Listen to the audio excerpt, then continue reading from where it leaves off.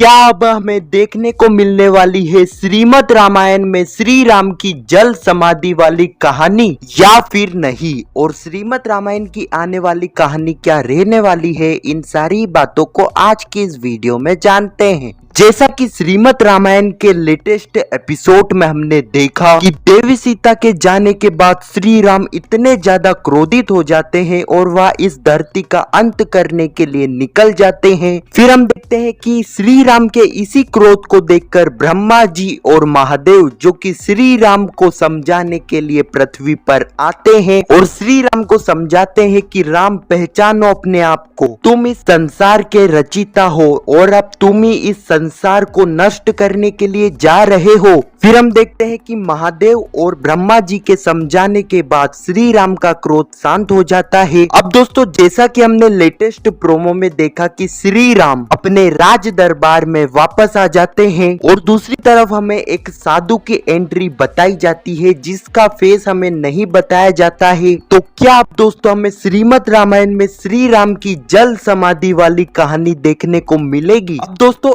ऐसा मैं इसलिए बोल रहा हूँ क्योंकि अगर आपने रामायण को पढ़ा है तो आपको पता होगा कि जब श्री राम से मिलने साधु के भेष में यमराज श्री राम के पास आते हैं और यमराज श्री राम को कहते हैं कि मुझे आपसे अकेले में बात करनी है, लेकिन उससे पहले आपको मुझे यह वचन देना होगा कि अगर हमारी बातों के बीच में कोई आता है तो आपको उसे मृत्यु दंड देना होगा। फिर हमें देखने को मिलता है कि किसी कारणवश लक्ष्मण जी श्री राम और यमराज की बातों के बीच में आ जाते हैं और अब यहाँ पर श्री राम ने उन साधु यानी कि यमराज को वचन दे दिया था, तो इसके बाद श्री राम को ना चाहते हुए भी लक्ष्मण जी को मृत्यु दंड देना पड़ता है और उसके बाद लक्ष्मण जी जल समाधि ले लेते हैं। अब लक्ष्मण जी के जाने के बाद श्री राम भी काफी ज्यादा दुखी हो जाते हैं और उसके बाद श्री राम भी जल समाधि ले लेते हैं। हाँ तो दोस्तों, यही कहानी है श्री राम की जल समाधि की। अब आने वाले एपिसोड में यह देखना काफी ज्यादा इंटरेस्टिंग रहेगा कि जो साधु श्री राम से मिलने आ रहे हैं वह